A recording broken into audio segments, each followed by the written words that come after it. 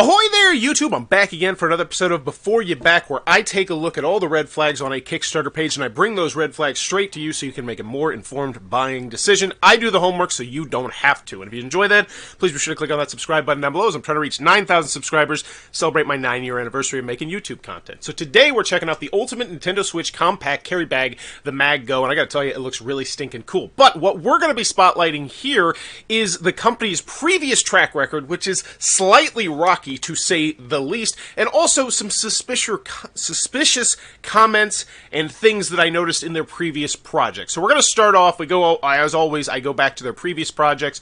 First one we're going to check out is the Super Carrier. And I do want to mention that there is, I'd say about a 50-50 ratio of people saying, hey, I like this product, and people saying, hey, this product has some defects.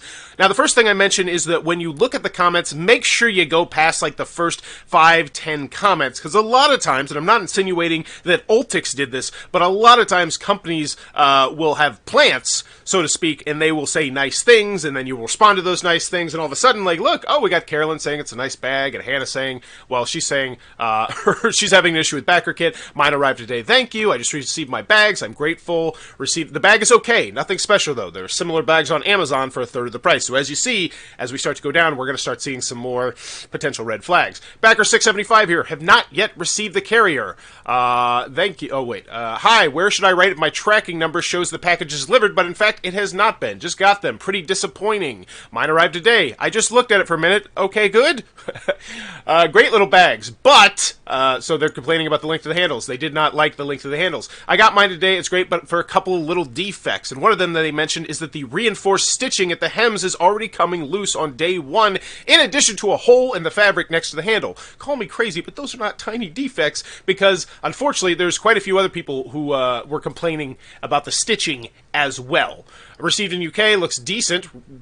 Decent reusable bag. Hi, I've not received my bags. What do I do next? So as you can see, it's already not looking the best if we're going by quality-wise, because the product itself is a Nintendo Switch case that has like this magnetic clasp to keep the Switch in place, which is a really cool idea, but I want that to not have any defects at all. But when we continue to go, that's when things get they get a little bit worse. So next we're going to take a look at their second to most recent product, the Tear, the best inflatable car roof rack that never leaks. Hi, I'm backer number 137, waiting for the item to arrive since May of 2019. Any updates? I still have not received mine. Have you sent my Tear as promised? It is happening again since your last mail. Oh, that's the same guy. Still have not received my roof rack. On your last email, you told me to give you 4 to 5 days. Okay, so this is just a guy who's just like, really, give me my stuff! But he shouldn't have to be like that, should he? Been trying to get an update on when my item will be sent and delivered. I still have not received mine. Hi, I'm still waiting. One more caution, it marred the foam deck of my brand new paddleboard. Looks promising, and I will try tomorrow. Good. Thank you very much for the package. Unfortunately, I have to pay the custom fees. My experience with Kickstarters was different till now. Ooh, ouch. Let's see. Received mine today. Well done in delivering this project. Haven't tried it yet.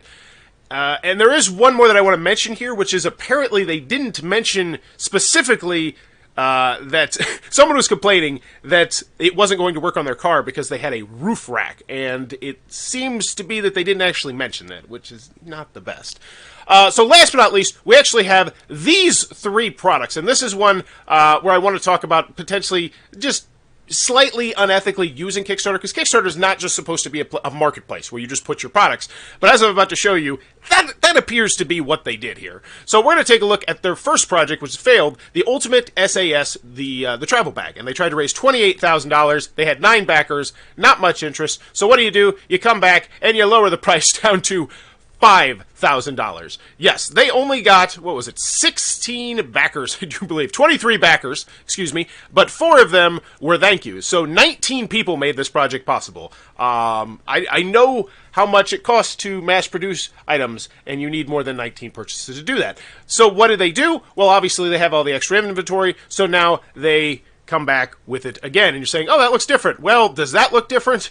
It does not. It looks very similar. Now, this is not necessarily anything terrible, but it is something that I want you to know about, because I mean, part of Kickstarter is just like the, ooh, we're going to bring this to life, not the, oh, you're going to dig this out of an old factory and then ship it off to me. Now, the last thing I do want to mention comes in their Super Carrier one. If you scroll all the way down to the bottom, you're going to see something which I do find mildly concerning, which is tons and tons of people canceling their pledge. Now, most of the time, this will happen if some way midpoint through the campaign, you know, something really bad happens.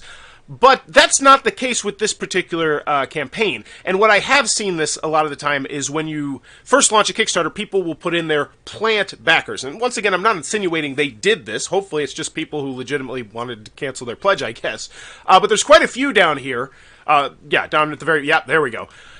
And a lot of times what people will do was they'll back things for $1 and they'll ask like a really generic question like, hey, blah, blah, blah, will this do this? And then the creator will respond to it, which makes the creator look good because they're very on point with the customer service.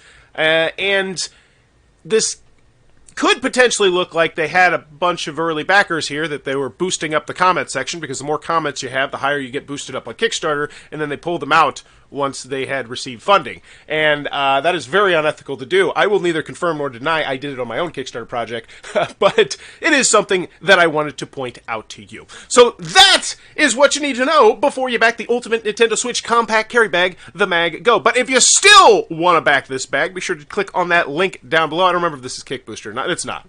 You can still click on the link and check it out. I won't get any money off of it. But hey! If you're willing to make that investment, go for it, but hopefully you enjoyed this segment. And if you did enjoy this segment, please be sure to click on the subscribe button down below. And as always, thanks for your time, YouTube.